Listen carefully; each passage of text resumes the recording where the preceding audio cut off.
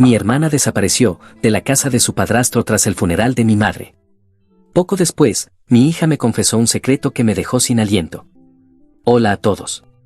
Me llamo Salas Callahan, tengo 30 años y soy jefe del Departamento de Ingeniería de Sistemas Hidráulicos en una pequeña empresa constructora ubicada en Greensboro, Carolina del Norte, donde las carreteras de asfalto serpentean bajo la sombra de antiguos robles y el sonido de las bocinas forma parte del ritmo cotidiano de la ciudad. Sin embargo, este no es el lugar donde nací, ni tampoco al que pertenece mi corazón. Crecí en Boone, un pueblo pequeño situado al pie de las montañas Blue Ridge, donde el otoño se enciende con hojas de arce rojo y el invierno lo cubre todo con una nieve pura que parece sacada de un cuadro sereno. Allí comenzó mi infancia, y fue también donde todo en mi vida empezó a derrumbarse. Ahora mismo estoy sentado en mi apartamento modesto en Greensboro, escuchando las risas de mis hijas gemelas, Maya y Lily, mientras juegan con bloques de construcción en el suelo. Ellas son mi luz, el motivo por el que me levanto cada día, a pesar de que la vida nunca me lo ha puesto fácil. No obstante, hoy no quiero hablar del presente. Deseo contar lo que sucedió en el pasado, en esos días en que aún ignoraba cuán peligroso puede ser el silencio en una familia. Quiero hablar de mi padre, de mi madre, de mi pequeña hermana Emily y del hombre que entró en nuestras vidas como una tormenta silenciosa que arrasó con todo lo que alguna vez consideré mi hogar. Boone, Carolina del Norte, a principios de los años 2000, era un lugar donde el tiempo parecía avanzar con lentitud. Nuestra casa, modesta y acogedora, se encontraba al final de un camino de tierra, justo al lado de un arroyo que murmuraba constantemente. Recuerdo con claridad las tardes en que corría tras mi padre, Samuel Callahan, por el campo que se extendía detrás de nuestra casa. Era un hombre alto, con una voz profunda y reconfortante, que siempre llevaba una gorra de béisbol desgastada. Trabajaba como fontanero y sus manos, marcadas por la labor diaria, contrastaban con los chistes sencillos que solía contar. Silas, hijo mío, solía decir, el agua es la sangre vital de todo. Si aprendes a entender cómo fluye, podrás comprender el mundo entero. Yo, que entonces tenía apenas 10 años, asentía sin comprender del todo, pero disfrutando cada momento a su lado. Mi madre, Sandra, era una mujer dulce, de carácter firme. Trabajaba en una panadería del pueblo, y todas las noches nuestra casa se impregnaba con el olor de galletas recién horneadas. Emily, mi hermana menor, 8 años más joven que yo, era una niña vivaz como un pajarito. Tenía unos ojos grandes y redondos, cabello rubio dorado, y me seguía a todas partes aunque yo fingiera que me fastidiaba. Silas, cuéntame una historia de fantasmas, me pedía con insistencia, y aunque estuviera agotado después de correr todo el día, inventaba para ella relatos sobre espíritus que vivían en el bosque. Nuestra vida era sencilla pero plena. Hasta que cumplí 12 años. Ese fue el momento en que todo cambió. Papá empezó a toser con frecuencia. Al principio pensamos que era un simple resfriado, pero la tos se volvió persistente. Las noches en vela se hicieron comunes y las visitas al hospital aumentaron.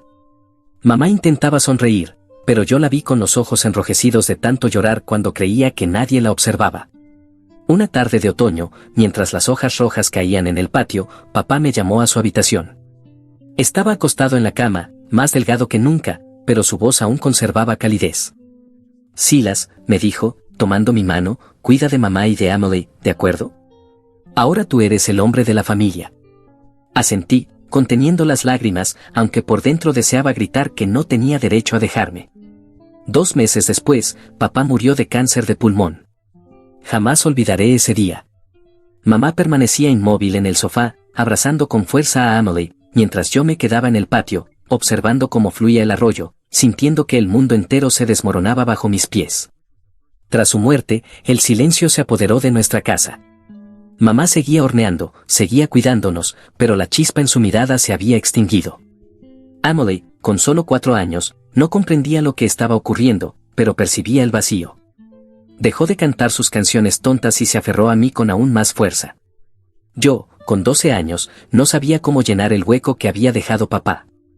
Lo único que intentaba era hacer sonreír a mamá, aunque esas sonrisas se volvían cada vez más escasas.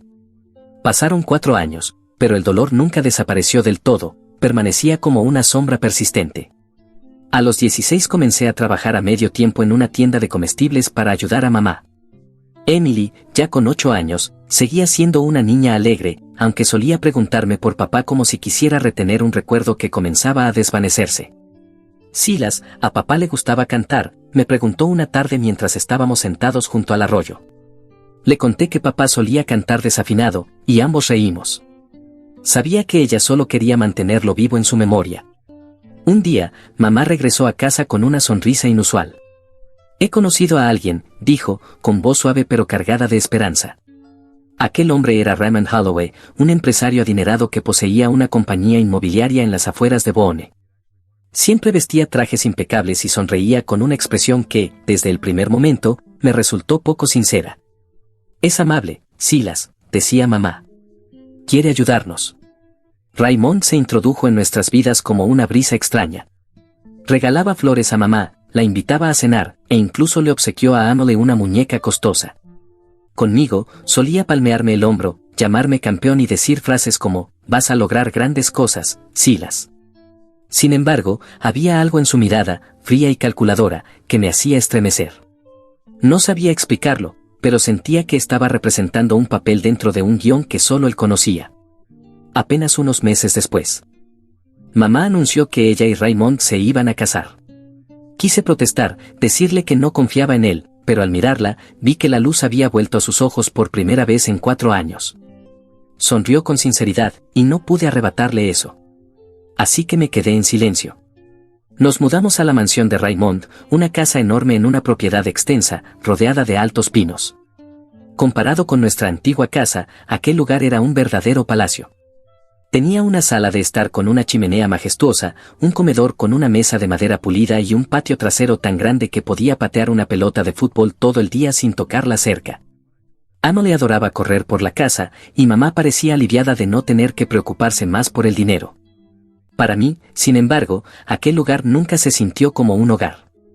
Era demasiado perfecto, demasiado frío, como una pintura hermosa pero sin vida. Raymond, tal como temía, no era el hombre amable que mamá creía ver. Controlaba todo de manera sutil. Decidía qué ropa debía usar mamá, qué debía comer, incluso cómo debía organizar los muebles. Sandra, ya no necesitas trabajar, decía con una voz suave pero cortante, yo me ocuparé de ti. Mamá asentía y le agradecía, pero yo notaba cómo su voz se apagaba, como si lentamente se estuviera convirtiendo en otra versión de sí misma. Con Emily, Raymond era excesivamente afectuoso. Le acariciaba el cabello, la llamaba pequeña y le daba regalos, un vestido, unos zapatos, un collar. Emily, con apenas 8 años, no lo encontraba extraño, pero yo sí. Observaba cómo la miraba, cómo se acercaba demasiado cuando le enseñaba a jugar ajedrez. Una vez lo encontré sentado junto a ella en el sofá, con la mano sobre su hombro y una expresión en los ojos que me daban ganas de gritar. Silas, ¿por qué miras así?, me preguntó, mostrando una sonrisa fingida. No respondí. Simplemente tomé a Emily de la mano y la llevé afuera a jugar. Desde entonces, empecé a prestar más atención. Algunas noches escuchaba discusiones apagadas provenientes del dormitorio de mamá y Raymond. Una vez vi a mamá limpiándose las lágrimas cuando pensaba que nadie la observaba. Y en una ocasión, Emily me dijo en voz baja, Silas, el padrastro me preguntó si quería dormir en su habitación para que me contara cuentos antes de dormir. Le dije que no, pero se rió. La sangre me hervía. Nunca aceptes eso, Emily, le dije, intentando mantener la calma. Si alguna vez hace algo raro, dímelo de inmediato. Emily asintió y sonrió. Tal vez solo soy demasiado sensible. Es amable, ¿no? Quise decirle que no lo era, pero no tenía pruebas. Solo una sensación, como un viento helado recorriéndome la espalda. Cuando cumplí 17 años, comencé a planear mi salida de aquella casa. No soportaba más la atmósfera sofocante de pretensiones del mundo de Raymond. Trabajé más horas en el supermercado, ahorré dinero y le dije a mamá que no quería ir a la universidad. Quería aprender fontanería y convertirme en fontanero, como papá. Mamá me apoyó, pero noté tristeza en sus ojos. ¿Estás seguro, Silas?, preguntó. Raymond dijo que podía cubrir los gastos universitarios para darte un mejor futuro. Negué con la cabeza. Quiero lograrlo por mi cuenta, mamá. En el fondo, no era solo cuestión de independencia. Quería escapar de Raymond, de su mirada, de la incomodidad que me provocaba. Pero me preocupaban mamá y Emily. Me prometí que seguiría en contacto y que las protegería, sin importar dónde estuviera. No sabía entonces que mi decisión de irme se convertiría en el mayor arrepentimiento de mi vida. El día que dejé Boone, Emily me abrazó con fuerza frente a la mansión. «No te vayas, Silas», dijo con los ojos llenos de lágrimas. Le despeiné el cabello, forzando una sonrisa. «Te llamaré cada semana, ¿de acuerdo? Y tienes que contarme todo». Ella asintió, pero vi miedo en sus ojos. Un miedo que en aquel momento no logré comprender del todo. Subí al autobús rumbo a Greensboro con una mochila que contenía algo de ropa y recuerdos de Boone. Desde la ventana vi la figura pequeña de Emily parada junto a la verja de la mansión, al lado de Raymond, quien me saludaba con su sonrisa perfecta. Cerré los ojos, intentando liberarme de aquella inquietud. «Todo estará bien», me repetí. Pero en el fondo, sabía que estaba dejando algo importante atrás. Cuando llegué a Greensboro una mañana de verano, con 18 años, sentí que entraba en un mundo completamente distinto al de Boone. Ya no había arroyos murmurantes ni bosques de pinos tranquilos. En su lugar, escuchaba el estruendo de las bocinas, sentía el calor del asfalto bajo el sol y veía edificios de concreto alzándose codo a codo. Alquilé una habitación pequeña en un viejo edificio de apartamentos, donde el olor a humedad se adhería a las paredes y las discusiones de los vecinos atravesaban los delgados tabiques de madera. La habitación apenas tenía espacio para una cama individual, una mesa plegable y una pequeña cocina de gas. Pero para mí, aquello era libertad. Libertad de la mirada de Raymond, de las apariencias de aquella mansión. Empecé a trabajar como obrero en una pequeña obra de construcción. El trabajo era agotador, cargar sacos de cemento, cavar bajo el sol abrasador. Pero no me quejaba. Cada día, mientras el sudor empapaba mi camiseta, pensaba en papá. Él solía decir, «El agua es la sangre vital, Silas». Así que, después del trabajo, estudiaba fontanería. No solo porque era el oficio de papá, sino porque quería sentir que aún estaba conmigo, en las tuberías, en el flujo del agua. Encontré a un mentor, yo, el jefe del departamento de sistemas hidráulicos de la empresa. Era un fontanero experimentado, con el cabello canoso y manos llenas de cicatrices. No hablaba mucho, pero cuando enseñaba, solía decir, «Tienes que escuchar, Silas. Las tuberías tienen su propia voz. Si no prestas atención, nunca las podrás reparar». Aprendí a escuchar el sonido de las fugas, a encontrar grietas en tuberías viejas, a instalar sistemas de agua en casas nuevas. El trabajo no era sencillo, pero me hacía sentir que estaba construyendo algo, aunque solo fuera una vida para mí mismo.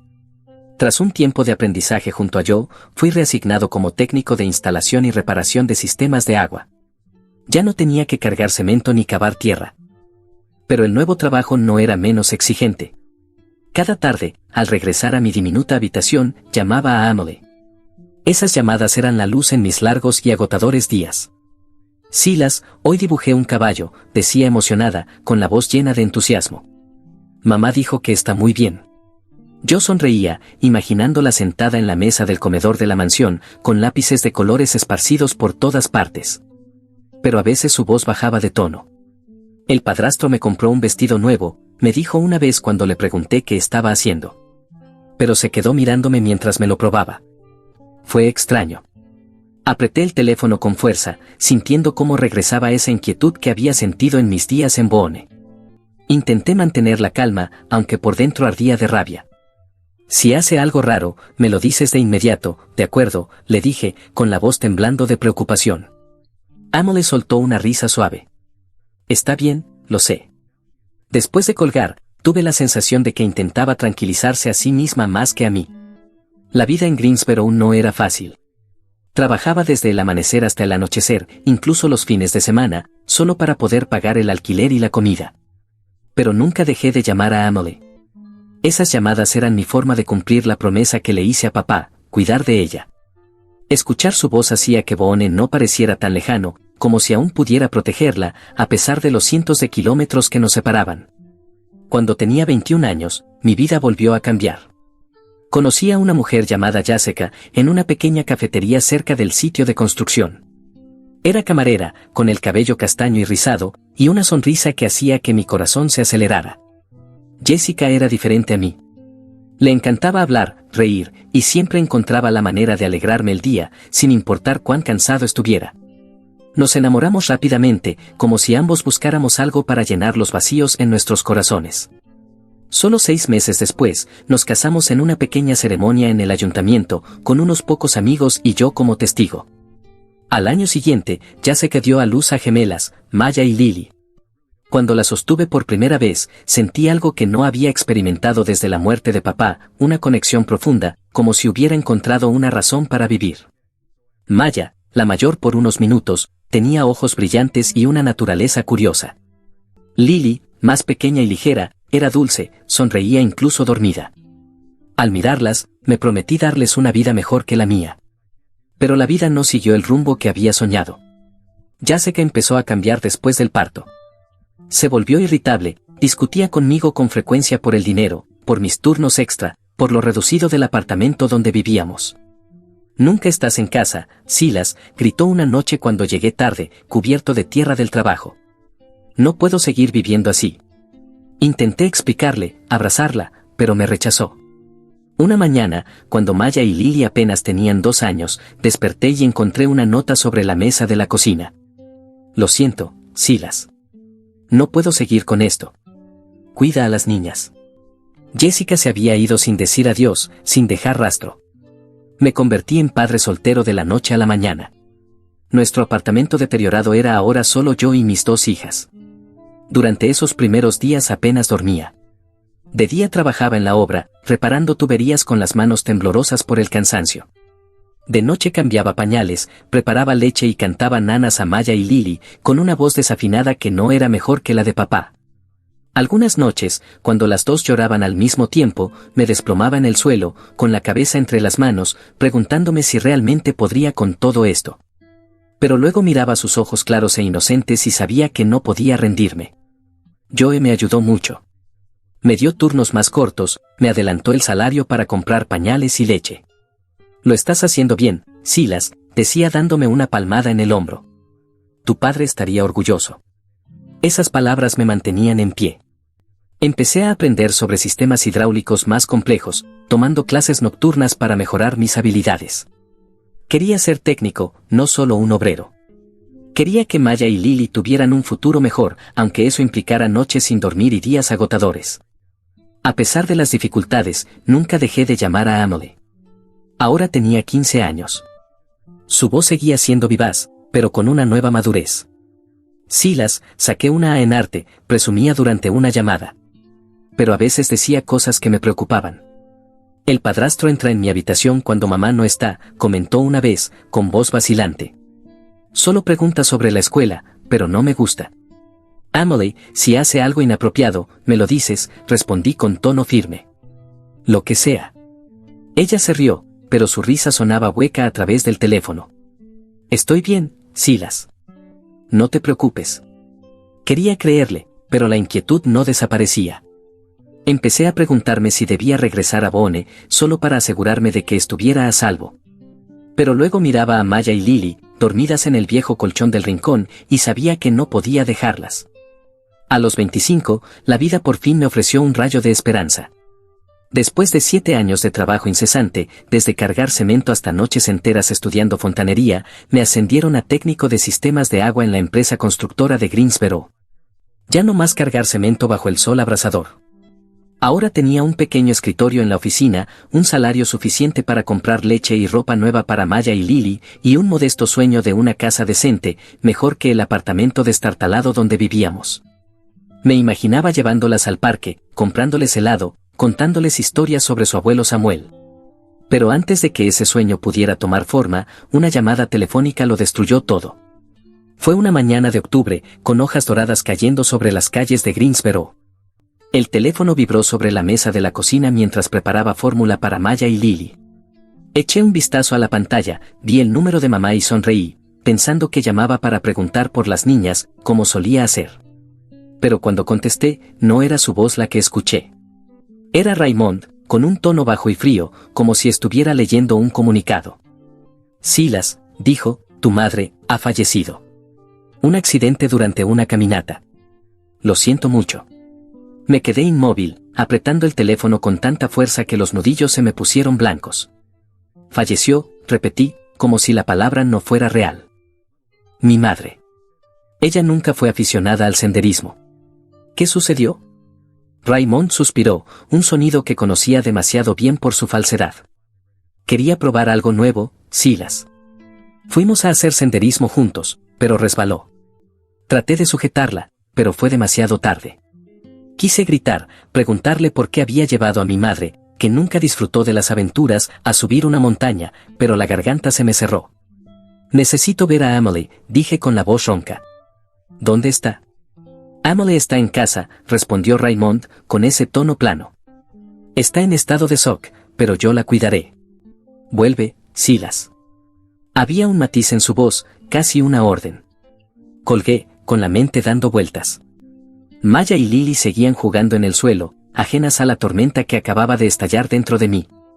Me dejé caer en una silla, con las manos temblorosas, intentando asimilar lo que acababa de escuchar. Mamá, se había ido. Senderismo. Resbaló.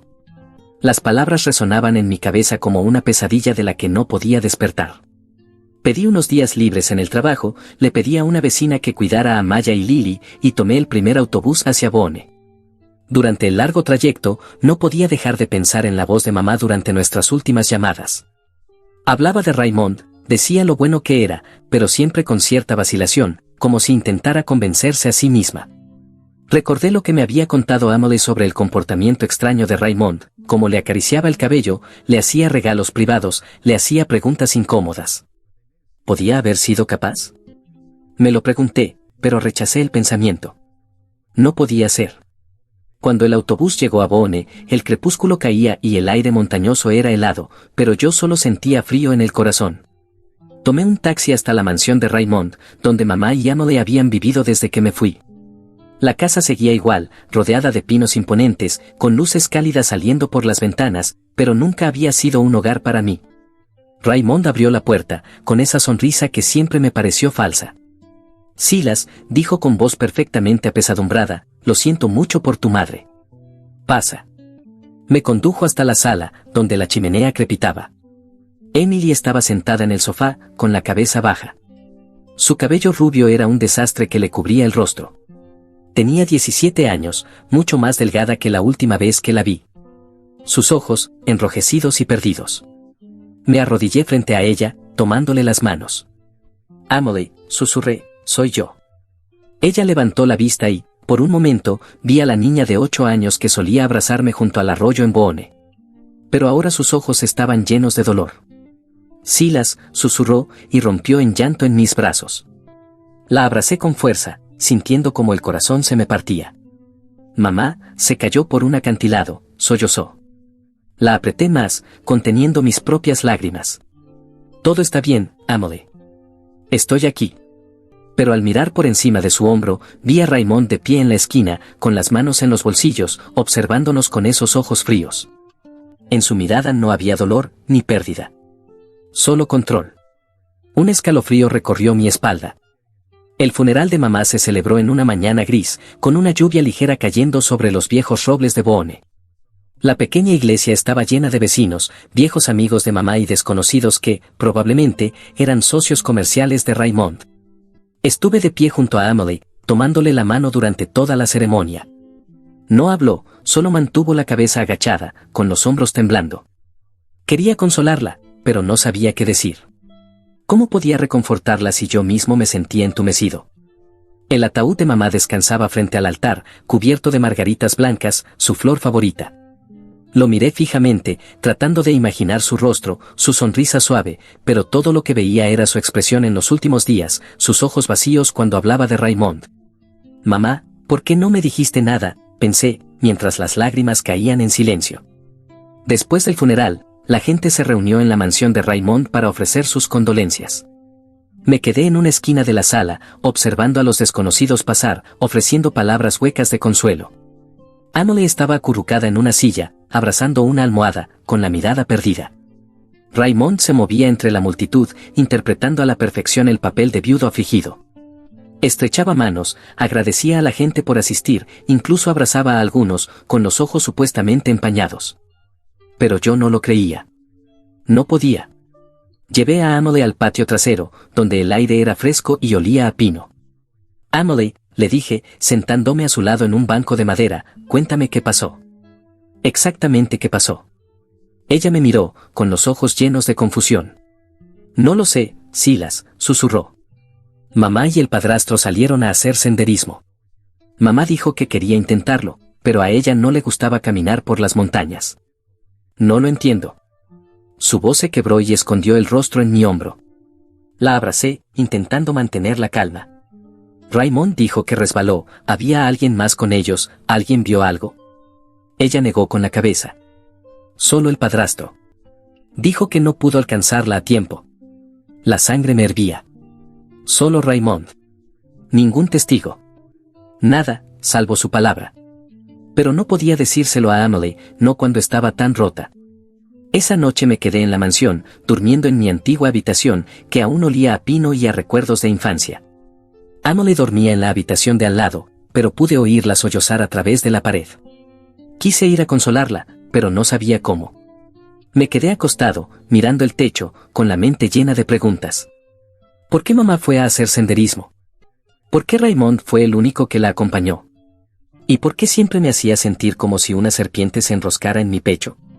A la mañana siguiente, fui a la estación de policía de Boone, donde me recibió un agente de mediana edad, con rostro severo y voz monótona. Investigamos, señor Callahan, dijo. Fue un accidente. El señor Holloway informó que la señora Sandra resbaló por un acantilado. No encontramos evidencia de juego sucio. Apreté los puños, intentando contenerme. Revisaron el lugar, ¿alguien vio algo? Negó con la cabeza. Era una zona de difícil acceso. Solo el señor Holloway estaba presente. No encontramos nada inusual. Salí de la estación sintiéndome impotente. La policía lo había catalogado como un accidente. Pero yo no lo creía. No podía.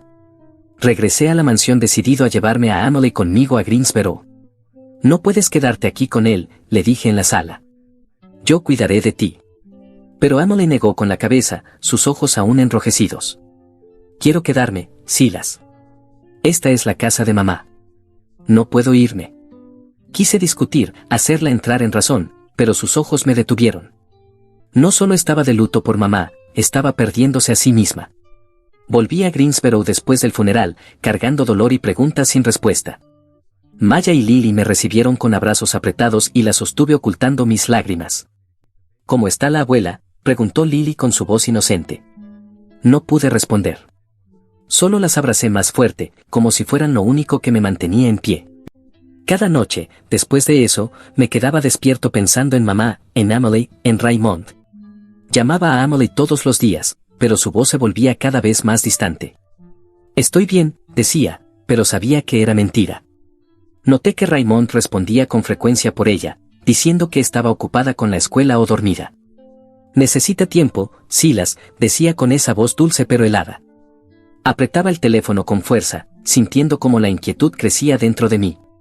Comencé a investigar accidentes de senderismo en Boone, leyendo cada artículo local que encontraba, pero no había más que reportes breves, mujer de 43 años muere en accidente de senderismo. Sin detalles, sin sospechas, nada. Llamé a viejos amigos de Boone, preguntando si sabían algo inusual, pero todos repetían lo que ya había dicho la policía. Raymond es un buen tipo, Silas, me dijo uno por teléfono, con tono compasivo. Amaba a tu madre. No le des más vueltas. Pero yo no podía dejar de pensar. Las desgracias, como aprendí, rara vez llegan solas. Solo unos días después del funeral, otra llamada telefónica volvió a destrozar mi mundo. Esta vez no era Raymond. Era un oficial de la estación de policía de Boone. Señor Callahan, dijo, con voz baja y cautelosa, acabamos de recibir un informe del señor Holloway. Su hermana Emily ha desaparecido de casa. Sentí como la sangre se me iba del cuerpo, las manos me temblaban tanto que casi dejé caer el teléfono. Desaparecido, repetí, como si esa palabra no tuviera sentido. ¿Qué quiere decir? Emily nunca haría eso. El oficial suspiró. El señor Holloway dice que dejó una nota. En ella escribe que necesita libertad, que no puede con todo después de la muerte de su madre. La estamos buscando, pero por ahora no hay pistas. No podía respirar. Emily, la niña que me seguía por los campos de Boone, que dibujaba caballos torpes y se reía con mis historias de fantasmas, no se marcharía sin decirme una sola palabra. Necesito ver esa nota, dije con la voz ronca. Voy a Boone ahora mismo. Colgué sin esperar respuesta. Empaqué una bolsa, rogué nuevamente a mi vecina que cuidara de Maya y Lily y corrí a la estación de autobuses, con el corazón latiendo como si fuera a estallar. Cuando llegué a la mansión de Raymond, ya era de noche cerrada y una lluvia ligera caía sobre los pinos. Raymond abrió la puerta con el rostro sombrío, pero en sus ojos no vi ni una pizca de dolor. Silas, dijo con tono plano, lo siento mucho por Emily. He intentado encontrarla, pero ella, se interrumpió, sacudiendo la cabeza, como si estuviera demasiado afectado para continuar. No me importó su actuación. ¿Dónde está la nota?, le solté, con voz fría. Raymond me llevó a la sala, donde un papel reposaba sobre la mesa de madera pulida. Lo tomé con las manos temblorosas. La nota era breve, solo unas líneas escritas con tinta negra. Lo siento. No puedo seguir aquí. Mamá se fue. Necesito libertad. No me busquen. Emily. La leí una y otra vez, buscando una señal de que era su letra, pero algo no encajaba. La escritura era ordenada, precisa, no como los garabatos emocionales que Emily solía enviarme cuando recién me había mudado a Greensboro. Y el tono, frío, distante. No era ella. No era la Emily que me llamaba con esa voz alegre. Esto no lo escribió Emily, dije, mirando a los ojos de Raymond. Ella no escribió esto. Él frunció el ceño, fingiendo sorpresa. Silas, estás en duelo. Lo entiendo, pero esta es la letra de Emily. La encontré en su escritorio esta mañana. Apreté la nota, deseando romperla.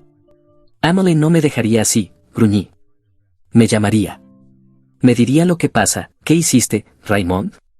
Colocó una mano sobre mi hombro, un gesto que aparté de inmediato. Necesitas calmarte, Silas, dijo con una voz dulcemente afilada. Emily está en una edad difícil. Perdió a su madre. Está en shock. Tal vez solo necesita espacio. Quise gritarle en la cara, golpear esa sonrisa falsa, pero me contuve. No tenía pruebas. Nada, salvo la certeza de que estaba ocultando algo. Fui a la estación de policía de Boone inmediatamente, llevando la nota conmigo. El oficial Harris, el mismo que había hablado conmigo sobre mamá, la observó en silencio. Revisamos su habitación, dijo. No había señales de entrada forzada ni de lucha. Esta nota es nuestra única pista. Ya emitimos un aviso de búsqueda. Pero hizo una pausa, con ojos compasivos. A veces, las chicas de su edad simplemente quieren escapar. Emily no huyó, grité, golpeando la mesa con la mano. Ella no escribió esta nota, revisaron la letra, hablaron con los vecinos, investigaron a Raymond. Harris frunció el ceño. El señor Holloway es un ciudadano respetado, señor Callahan. Ha cooperado plenamente. No hay evidencia de que esto no haya sido decisión de Emily. Salí de la estación con una sensación aplastante de impotencia. Sabía que Emily no se había escapado. Era mi hermana. La niña a la que prometí proteger. Volví a la mansión y exigí ver su habitación. Raymond, a regañadientes, me llevó arriba y abrió la puerta. La habitación estaba igual, una cama individual con una manta azul claro, un escritorio lleno de lápices de colores, una pintura de un caballo colgada en la pared. Pero había algo extraño, todo estaba demasiado ordenado, como si alguien hubiera limpiado a conciencia antes de que yo llegara. Revisé sus cajones, su armario, buscando cualquier rastro de Emily. No encontré nada. Ni teléfono. Ni diario. Ni un trozo de papel, salvo esa nota sospechosa. ¿No se llevó nada?, le pregunté a Raymond, con la voz temblorosa. Se encogió de hombros. Solo una mochila pequeña. No sé a dónde fue. Lo miré directamente, buscando una grieta en su fachada, pero era demasiado perfecto, demasiado sereno. Salí de la mansión con la sensación de estar luchando contra una sombra. De vuelta en Greensboro, no podía quedarme quieto. Publiqué sobre Emily en todos los foros locales, coloqué carteles en Boone y en mi ciudad, llamé a sus amigas, incluso hablé con antiguos vecinos. Nadie la había visto. Nadie sabía nada. Llamaba a Raymond todos los días, preguntándole si había encontrado alguna pista, pero su respuesta siempre era la misma: estoy haciendo lo mejor que puedo, Silas. Empecé a perder el sueño, la mente invadida por imágenes de Emily sola en algún lugar, o peor, retenida por el hombre en quien nunca confié. Maya y Lily percibían mi tensión. ¿Estás bien, papá?, preguntó Lily una noche, mientras yo permanecía ensimismado en la mesa de la cocina. La abracé, forzando una sonrisa, pero por dentro temía haber roto la promesa que le hice a papá, a mamá y a la propia Emily. Pasó un año desde la desaparición de Emily, pero el dolor y la inquietud nunca me abandonaron. Cada día me despertaba esperando una llamada, un mensaje, cualquier señal de que aún estaba viva. Pegué más carteles en Greensboro, llamaba semanalmente a la policía de Boone, pero la respuesta siempre era la misma: no hay nuevas pistas, señor Callahan. La nota que Raymond había entregado seguía siendo la única evidencia, pero yo no podía aceptarla como verdad. Emily no se iría sin decirme una palabra. No ella. Intenté seguir con mi vida por Maya y Lily. Las niñas, que ahora tenían 5 años, no paraban de hablar ni de correr por el pequeño apartamento, llenándolo con su risa clara y alegre. Pero ni siquiera los momentos más felices, cuando Maya dibujaba un retrato desordenado de nuestra familia o Lily cantaba una canción infantil desafinada, podían borrar el vacío dentro de mí. Miraba a mis hijas y veía a Emily en sus ojos, en sus sonrisas inocentes. Me repetía que tenía que ser fuerte, no solo por ellas, sino por la promesa que le hice a papá: proteger a mi hermana. Mi trabajo en la empresa constructora seguía estable. Ahora era un técnico de sistemas hidráulicos respetado, asignado a menudo a proyectos complejos. Pero una mañana de otoño, mi jefe me llamó a su oficina con una propuesta que hizo latir mi corazón con fuerza. Silas, dijo, tenemos un proyecto importante en las afueras de Boone. Un nuevo complejo turístico. Quiero que lideres el equipo de sistemas hidráulicos. ¿Estarías dispuesto a mudarte allí por unos meses? Boone. Solo escuchar el nombre me revolvía el estómago. Allí fue donde mamá murió, donde Emily desapareció, donde los recuerdos de mi infancia quedaron ensombrecidos por la figura de Raymond. Pero no tenía opción. El proyecto representaba una oportunidad de aumento de sueldo, suficiente para ahorrar y ofrecerle a Maya y Lily un hogar mejor. Está bien, dije, aunque por dentro quería gritar que no. Lo haré. Empaqué y me mudé con Maya y Lily a un pequeño apartamento alquilado en las afueras de Boone, a solo unos kilómetros de la mansión de Raymond. El apartamento era mejor que el de Greensboro, sin olor a humedad y con ventanas que daban a un campo abierto, pero no podía ocultar la inquietud de estar de regreso. Cada mañana conducía por caminos familiares, entre bosques de pinos y junto al arroyo que alguna vez fue el parque de juegos de Emily y mío. Cada rincón, cada árbol, me recordaba a ella, a mamá, a aquellos días en los que creí que nuestra familia permanecería unida para siempre. El proyecto del complejo turístico comenzó rápidamente. Trabajé con un equipo instalando sistemas de agua para villas de lujo. El ritmo acelerado del trabajo me ayudaba, por momentos, a olvidar el dolor. Pero cada tarde, al regresar al apartamento y ver a Maya y Lily jugar en el suelo, pensaba en Emily. Seguía llamando a la policía, revisando foros en línea, pero no había nada nuevo. Emily se había desvanecido en el aire. Hasta que un día, mientras revisaba planos en el sitio, mi teléfono vibró. Era Raymond. Casi dejé caer el bolígrafo. No había hablado con él desde nuestro último encuentro en la estación de policía, cuando lo confronté por la nota de Emily. Silas, dijo su voz, dulce pero fría como siempre, me enteré de que volviste. ¿Por qué no vienes de visita? Trae a las niñas. La mansión tiene un gran jardín, una ama de llaves que puede cuidarlas. Les encantará. Apreté el teléfono con fuerza, sintiendo como si una serpiente se deslizara sobre mí. Estoy ocupado, Raymond, dije, intentando mantener la calma. Pero él no se rindió. Vamos, Silas, somos familia. Maya y Lily disfrutarían el patio. Solo quiero ayudar. Quise negarme, gritarle que no era mi familia. Pero pensé en las niñas. Maya y Lily habían estado encerradas en el apartamento toda la semana y yo no había tenido tiempo de sacarlas. Lo pensaré, respondí, y colgué. Ese fin de semana, llevé a regañadientes a Maya y Lily a la mansión de Raymond. Me dije que solo estaríamos una hora, solo para que las niñas jugaran, y luego nos iríamos. Cuando llegamos, Raymond abrió la puerta con su sonrisa perfecta. Silas, bienvenido de nuevo, dijo, y luego se agachó para revolverles el cabello a Maya y Lily. Estas princesitas están creciendo muy rápido. Mis hijas sonrieron con timidez, mientras yo permanecía quieto, con los puños apretados, observando cada uno de sus movimientos. La mansión no había cambiado, vasta, fría, con paredes blancas y muebles brillantes. La ama de llaves, una mujer de mediana edad llamada Ellen, llevó a Maya y Lily al jardín trasero, donde un amplio jardín tenía columpios y un tobogán. «Vayan a jugar, niñas», les dije, forzando una sonrisa. Pero mientras corrían, me volví hacia Raymond. Con voz baja le advertí, «No nos quedaremos mucho. Esto es solo por ellas». Él asintió, sus ojos brillando con algo que no pude descifrar. «Como tú digas, Silas. Solo quiero que las niñas se diviertan». Nos sentamos en la sala y comenzó a hablar sobre su negocio inmobiliario, como si intentara distraerme, pero yo no lo escuchaba. Pensaba en Emily, en la nota, en mamá. Quería enfrentarlo, pero sabía que solo repetiría sus mentiras. Esa tarde, Maya y Lily jugaban felices en el jardín. Me quedé junto a la puerta de vidrio, observándolas correr y reír, mientras Ellen empujaba los columpios. Pero algo no me dejaba relajarme.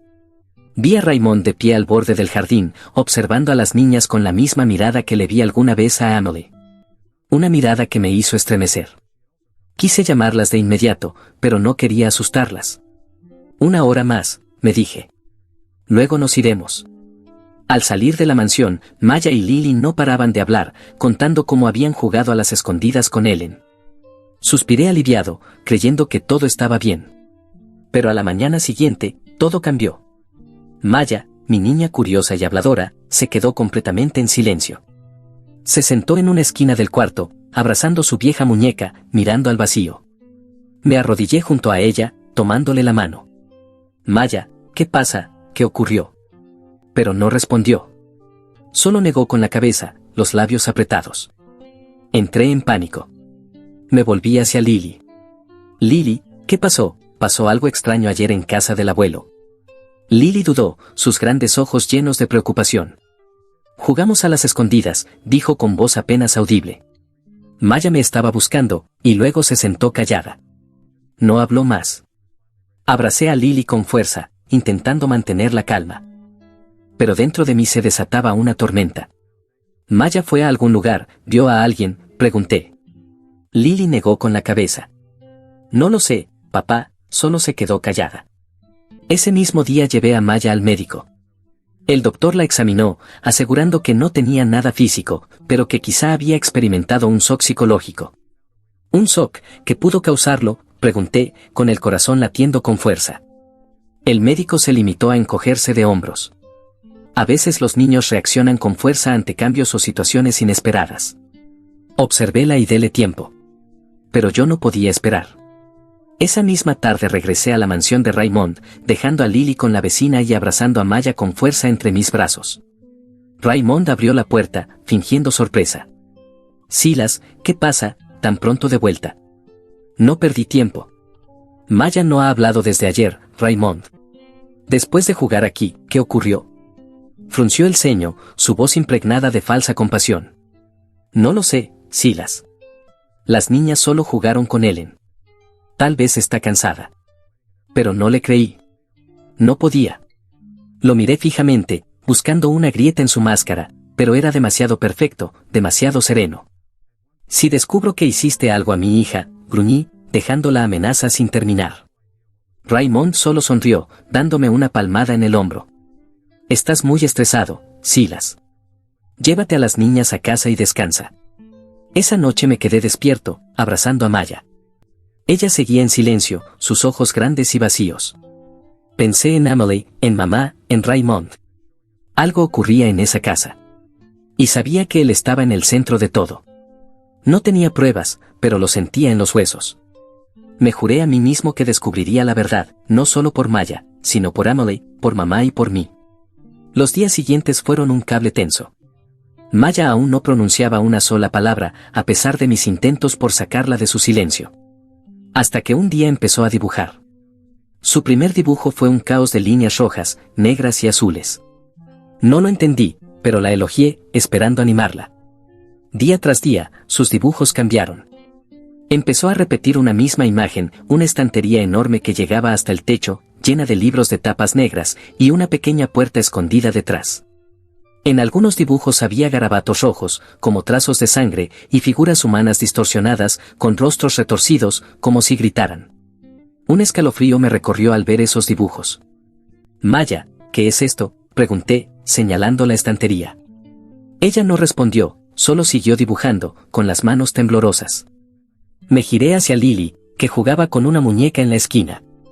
Lily, ¿Maya te dijo algo sobre una estantería? ¿Había una grande en casa del abuelo? Lily pensó un momento y luego asintió. Sí, papá. En la oficina del abuelo. Él dijo que no podíamos entrar allí. La oficina. Recordé mi época en la mansión de Raymond. Él tenía una habitación al final del pasillo, siempre cerrada con llave, a la que ni mamá ni Emily podían entrar. Llamé al terapeuta de Maya, describiendo los dibujos y su silencio. Podría ser su manera de procesar algo que presenció, me dijo. Quizá experimentó algo traumático. Deberías investigar más. Pero con cuidado, sin presionarla. Colgué, con la mente dando vueltas. ¿Investigar más? ¿Cómo, si no tenía pruebas, ni pistas, solo los garabatos de una niña de 3 años? Empecé a planear cómo colarme en la oficina de Raymond. Sabía que era arriesgado, pero los dibujos de Maya, susurros y recuerdos de Emily no me dejaban quedarme quieto. Esperé una noche en la que Raymond estuviera fuera. Finalmente llegó la oportunidad. Era una noche lluviosa, la llovizna cubría el sonido de mis pasos mientras escalaba la cerca trasera. Sabía que Ellen, la ama de llaves, dormía abajo, así que debía ser cuidadoso. Usé un clip para forzar la cerradura de la puerta trasera, un truco que aprendí de yo trabajando en casas viejas. El corazón me palpitaba al entrar en el oscuro pasillo, iluminado solo por la débil luz de la luna que se filtraba por las ventanas. La oficina de Raymond estaba al final del pasillo, su puerta de madera pesada cerrada como siempre. Intenté forzarla con el clip, pero la cerradura era más compleja de lo que esperaba. Tras varios minutos intentando, escuché un ruido suave abajo, los pasos de Ellen. Contuve la respiración, pegándome a la pared, rezando para que no subiera. Por suerte, los pasos se desvanecieron y seguí trabajando. Finalmente, la cerradura hizo clic. Empujé la puerta y entré, encendiendo la linterna del móvil. La oficina era justo como la había imaginado. Un gran escritorio de madera, un sillón de cuero y una estantería enorme ocupando toda una pared. Era idéntica a los dibujos de Maya, con libros de tapas negras perfectamente alineados. Me acerqué, con el corazón acelerado. Sabía que había algo detrás de esa estantería. Palpé los bordes, tiré de algunos libros, esperando encontrar un mecanismo secreto, como en las películas. Y entonces, debajo del escritorio, lo encontré, un botón pequeño, escondido en una hendidura de madera. Lo presioné, conteniendo el aliento. Un crujido bajo sonó, y la estantería comenzó a moverse lentamente, revelando una pequeña puerta de hierro. Me quedé congelado, sintiendo como la sangre se me helaba. Detrás de la puerta vino un sonido débil. No era un grito, sino un gemido, como el de un animal herido. Abrí la puerta de hierro. Sus bisagras oxidadas chirriaron en la oscuridad. Una escalera angosta y húmeda descendía. El olor a moho y metal me golpeó de lleno. Bajé, peldaño a peldaño, con la linterna temblando en mi mano. El aire era helado, como si estuviera entrando en una tumba. Cuando mis pies tocaron el suelo del sótano, la luz reveló una escena que me detuvo el corazón. Sobre una vieja cama de metal, bajo una bombilla tenue, había una chica. Al alumbrarla con la linterna, la reconocí. Era Emily. Mi hermana, a quien creí perdida para siempre, yacía allí, demacrada, esquelética, con las manos y los pies atados ligeramente al marco de la cama. Su cabello rubio estaba enmarañado. Sus ojos, abiertos pero apagados, como si hubiera olvidado que era la luz. Emily, susurré. Con la voz entrecortada, me arrodillé junto a ella, las lágrimas cayendo sin control. Emily, soy yo. Silas. Ella me miró, los ojos desorbitados, como si no se atreviera a creer. Silas, murmuró, con una voz débil y rota. ¿Eres tú de verdad? Asentí, abrazándola, sintiendo su cuerpo frágil temblar entre mis brazos. Soy yo, Emily. Te encontré. Sus lágrimas empaparon mi camisa mientras sollozaba, llantos ahogados de años perdidos. Pensamos que nos habíamos perdido para siempre. Revisé las cadenas en sus muñecas. Eran delgadas pero resistentes, aseguradas con un pequeño candado. Usé mi navaja de bolsillo para forzarlas. Mis manos temblaban tanto que casi se me caía. Voy a sacarte de aquí, dije, con la voz firme a pesar del caos dentro de mí. Emily negó con la cabeza, sus ojos llenos de terror. Él lo sabrá, susurró. Siempre lo sabe. Le apreté la mano. Ya no puede hacerte daño. Estoy aquí. Cuando el candado se dio, ayudé a Emily a sentarse. Estaba tan débil que apenas podía sostenerse, tuve que cargarla escaleras arriba. Cada peldaño era una batalla contra el miedo de que Raymond regresara, de que Ellen despertara, de no sacar a Emily a tiempo. Al llegar a la oficina, cerré la puerta de hierro y deslicé la estantería de nuevo a su lugar. No quería que Raymond supiera que había descubierto su secreto, al menos no aún. Saqué a Emily por la puerta trasera, llevándola como a una niña. Era aterradoramente liviana, como si el tiempo le hubiera absorbido la vida. La coloqué en el asiento delantero de mi camioneta, envolviéndola con mi chaqueta para mantenerla caliente. ¿Estás bien?, pregunté, con la voz temblorosa. Emily asintió débilmente, pero sus ojos seguían perdidos. Murmuró algo que no entendí. Le tomé la mano, conteniendo la rabia que me ardía en el pecho. No hables ahora, Emily. Yo me encargaré de todo. Conduje al apartamento, con la mente llena de preguntas. ¿Por qué Raymond mantuvo a Emily encerrada? ¿Qué le hizo durante todo ese año? ¿Y Maya? ¿Había visto ese sótano? ¿Escuchado los gemidos de Emily? Miré a Emily, dormida en el asiento, y la culpa me golpeó con fuerza. La había dejado atrás, había fallado en protegerla, tal como le prometí a papá. En el apartamento, cargué a Emily adentro y la acosté en la cama. Maya y Lily seguían en casa de la señora Carter, y sabía que debía actuar rápido. Llamé a la terapeuta de Maya. Necesito verla de inmediato, le dije, con la voz temblorosa. Encontré a mi hermana. La tuvieron cautiva. Necesito ayuda. La terapeuta prometió venir a la mañana siguiente. Me senté junto a Emily, que estaba hecha un ovillo sobre la cama, con la respiración débil. Le tomé la mano y pasé la noche allí, temiendo que volviera a desaparecer.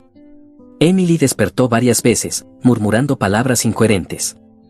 En un momento de claridad, susurró, él dijo, que lo de mamá no fue un accidente. La sangre se me heló. ¿Qué quieres decir, Emily?, pregunté.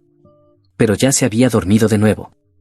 A pesar de lo confuso, esas palabras confirmaban mi peor sospecha. Raymond no solo mantenía cautiva a Emily, también estaba vinculado a la muerte de mamá. A la mañana siguiente, la terapeuta llegó y examinó a Emily. Está gravemente desnutrida, tanto física como mentalmente, dijo. Debe ir al hospital de inmediato. Y debemos llamar a la policía. Asentí, pero en el fondo lo sabía, la policía de Boone alguna vez llamó a Raymond ciudadano ejemplar. Necesitaba pruebas, algo concreto para atraparlo. Pensé en Maya, en sus dibujos, y comprendí que quizá ella había visto el sótano, escuchado a Emily. Por eso había quedado en silencio. Sabía que debía actuar rápido. Raymond regresaría pronto, y si encontraba a Emily desaparecida, borraría toda evidencia. Llevé a Emily al hospital, donde los médicos la atendieron y avisaron a la policía. Pero no puse mi fe en ellos. De regreso al apartamento, reuní los dibujos de Maya y anoté cada detalle que recordaba del sótano. No permitiría que Raymond saliera impune, no después de lo que le hizo a mi familia. El hospital de Boone, a primera hora, era un lugar caótico, con los pasos apresurados de las enfermeras y el olor penetrante antiséptico en el aire. Me senté junto a la cama de Emily, tomándole la mano mientras los médicos la examinaban. Estaba tan delgada que la piel se le pegaba a los huesos, sus ojos apagados por el hambre y el miedo. Está gravemente desnutrida y muestra signos de un trauma psicológico severo, dijo uno de los doctores, con la voz cargada de tristeza. Hemos llamado a la policía. Llegarán pronto. Al mediodía, el oficial Harris llegó al hospital. Miró a Emily, luego a mí, con los ojos llenos de escepticismo. Señor Callahan, dijo, dice que la encontró en un sótano, debajo de la casa del señor Holloway. ¿Tiene alguna prueba? Apreté los puños, luchando por controlar la rabia. ¿Prueba? Está allí, acostada, encadenada en un sótano durante un año. Los dibujos de mi hija muestran la estantería y la puerta del sótano. ¿Qué más necesita? Harris tomó notas, pero vi la duda en sus ojos. Investigaremos, dijo, pero el señor Holloway es una figura respetada aquí. Necesitamos pruebas claras antes de arrestar a alguien. Quise gritar, golpear la pared, pero no serviría de nada. Le entregué los dibujos de Maya y describí el sótano con precisión, el botón debajo del escritorio, la puerta de hierro. Vayan ahora, dije, con la voz temblorosa. Él lo encubrirá si esperan. No podía quedarme quieto en el hospital. Dejé a Amelie al cuidado de los médicos y conduje de vuelta a la mansión de Raymond. Tenía que asegurarme de que la policía encontrara el sótano antes de que él regresara. Cuando llegué, 2 patrullas estaban estacionadas en la entrada. Harris y otro agente hablaban con Ellen, la ama de llaves, que parecía alterada, negando con la cabeza mientras le preguntaban por el sótano. Me acerqué, con voz firme, el sótano está debajo de la oficina. Se los mostraré. Harris me miró, luego asintió. Está bien, Callahan. Pero si esto es un error, te vas a meter en un gran lío. No me importó. Los conduje hasta la oficina, señalando la estantería y el botón oculto bajo el escritorio. Cuando Harris lo presionó, la estantería se deslizó revelando la puerta de hierro. El segundo oficial alumbró con su linterna por la estrecha escalera. El olor a moho y metal subió de inmediato y vi a Harris fruncir el ceño. Descendieron al sótano, y yo lo seguí, con las piernas temblorosas. El sótano era pequeño y frío, con la cama metálica donde había encontrado a Amelie. Las cadenas seguían allí, junto a unas mantas raídas y un balde sucio en una esquina. Harris se volvió hacia mí, su expresión ahora grave. Traeremos a Holloway, dijo. Pero necesitaremos que respondas más preguntas. Salí de la mansión y me dirigí a la estación de policía. Esa misma tarde, Raymond fue arrestado al regresar de Raleigh. Yo no estaba allí, pero Harris me llamó para informarme. Holloway lo niega todo, dijo. Asegura que te lo estás inventando para desprestigiarlo. Pero el sótano y el estado de Amelie son pruebas irrefutables. Apreté el teléfono con fuerza, sintiendo que se me quitaba un peso del pecho. Pero sabía que la historia no había terminado. Amelie me había susurrado que la muerte de mamá no fue un accidente. Necesitaba la verdad, no solo por Amelie, sino por mamá, por Maya y por mí. En los días que siguieron, la policía investigó a fondo. Registraron toda la mansión, recolectaron muestras de ADN del sótano y cuestionaron a Ellen. Bajo presión, Ellen admitió haber oído ruidos extraños desde la oficina, pero dijo que Raymond la había amenazado si hablaba. Un vecino también declaró haber visto a Raymond cargar cajas pesadas por la noche, pero nunca lo denunció por miedo a su reputación. Las piezas empezaban a encajar, pero aún faltaba una parte crucial, la verdad sobre mamá. Volví a la estación de policía, exigiendo que reabrieran el caso de mamá. Lo consideramos un accidente, dijo Harris, aunque sus ojos ya no eran tan seguros como antes. Con lo que sabemos ahora de Holloway, lo revisaremos. Sacaron los antiguos archivos, revisaron el informe de la autopsia y encontraron un detalle antes pasado por alto: mamá tenía moretones en el brazo, como si alguien la hubiera sujetado con fuerza antes de caer. No era una prueba directa, pero fue suficiente para iniciar una nueva investigación contra Raymond. El juicio de Raymond se celebró 3 meses después, en el invierno frío de Boone. Me senté en la primera fila, sujetando la mano de Amelie, que ya estaba lo bastante fuerte para asistir. Maya y Lily se quedaron con la señora Carter, no quería que presenciaran lo que venía. Raymond estaba en el banquillo de los acusados, aún sereno, pero vi un destello de pánico en sus ojos cuando el fiscal presentó las pruebas, el sótano, las cadenas, el estado de Amelie y el testimonio de Ellen. El fiscal llamó a Amelie al estrado. Temblaba, pero se fue fortaleciendo mientras narraba su año de cautiverio. Dijo que si intentaba escapar, le haría daño a mi hermano, dijo, mirándome con lágrimas corriendo por su rostro. Dijo que empujó a mamá por el acantilado para poder quedarse con mi cuerpo. La sala quedó en silencio. Sentí que el corazón se me encogía. Raymond bajó la cabeza. Su sonrisa falsa había desaparecido por primera vez. La investigación reveló verdades horribles. Raymond no solo mantuvo cautiva a Amelie, sino que la abusó durante 1 año. La obligó a escribir la nota para encubrir sus crímenes. En cuanto a la muerte de mamá, la policía encontró a un testigo, un excursionista que declaró haber visto a Raymond empujar a una mujer desde un acantilado, pero que no lo denunció por miedo. Basados en el testimonio de Amelie, los moretones en el cuerpo de mamá y el nuevo testigo, Raymond fue acusado de asesinato. El juicio terminó con Raymond condenado a cadena perpetua sin posibilidad de libertad condicional por secuestro, detención ilegal, abuso sexual y asesinato. Mientras lo escoltaban fuera, lo miré a los ojos. Ya no sonreía, solo estaba derrotado. Pero esta victoria no me trajo alegría. Dejó un vacío más profundo en mi corazón. Mamá ya no estaba. Emily estaba marcada para siempre. Y Maya, con solo 5 años, había presenciado algo tan horrendo que la había dejado en silencio. La primavera siguiente, Greensboro me recibió con brisas suaves y luz cálida, como si la naturaleza intentara consolar las heridas de mi alma. Mis hijas y yo habíamos vuelto a la ciudad, dejando Boone atrás junto con sus recuerdos dolorosos y la fría mansión de Raymond. Nuestro apartamento no era lujoso, pero era un lugar donde esperaba reconstruir un hogar, aunque solo fuéramos las niñas y yo. Cada noche, mientras Maya y Lily dormían profundamente, me sentaba en la mesa de la cocina, mirando por la ventana y reflexionando sobre todo lo que había perdido y todo lo que aún conservaba. Emily no pudo venir a vivir con nosotros de inmediato. Tras su tiempo en cautiverio, necesitaba cuidados especiales. La inscribí en un centro psicológico en Greensboro, donde doctores y especialistas la ayudaban poco a poco a reconstruirse. La primera vez que la visité, la vi sentada en una habitación luminosa, sosteniendo un lápiz, dibujando un caballo, como los que solía dibujar de niña. Silas, dijo, su voz débil pero con un destello de luz, quiero volver a dibujarlo todo. La abracé, con lágrimas deslizándose por mi rostro, sintiendo una chispa de esperanza de que mi hermana seguía allí, a pesar de sus profundas cicatrices. Maya también empezó su camino hacia la sanación. Tras semanas de terapia, volvió a hablar, aunque solo en frases cortas. Una noche, mientras le leía un cuento antes de dormir, Maya me tomó de la mano y susurró, «Papá, vi a la tía Emily en el sótano». Tenía miedo. La abracé con fuerza, conteniendo las lágrimas. «Lo siento tanto, Maya». «No lo sabía. Pero fuiste muy valiente. Y la tía Emily está a salvo ahora». Ella asintió, sus ojos aún nublados por el miedo, pero vi una pequeña sonrisa cruzar su rostro, la primera en meses. Nuestra sanación no fue fácil. Algunas noches me quedaba despierto, atormentado por imágenes de Emily en el sótano, las últimas palabras de mamá, la sonrisa falsa de Raymond. Me preguntaba si podría haber hecho algo diferente, si podría haberlo detenido todo, si no me hubiera ido de Boone a los 18. La culpa me seguía como una sombra.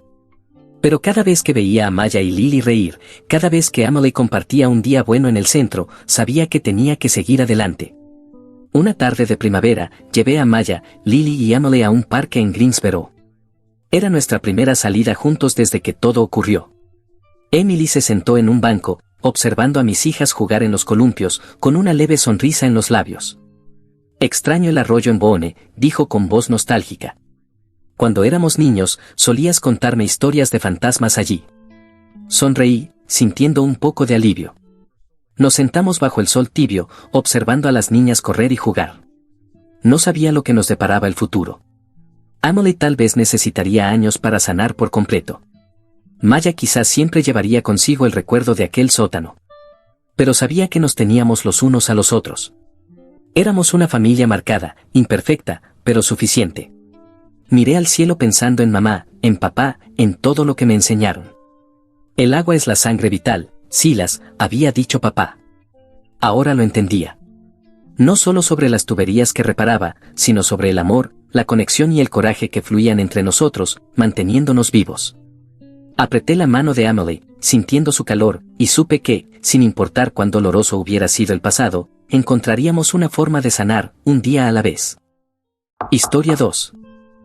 Mi novia recortó mi foto y me llamó canalla. Ahora ha vuelto con un plan oscuro. Pero la pillé antes de que empezara. Hola a todos. Soy un hombre de 33 años y llevo aproximadamente una década trabajando como soldador en un astillero. Es un trabajo bien remunerado, honesto, y me permite construir cosas con mis propias manos.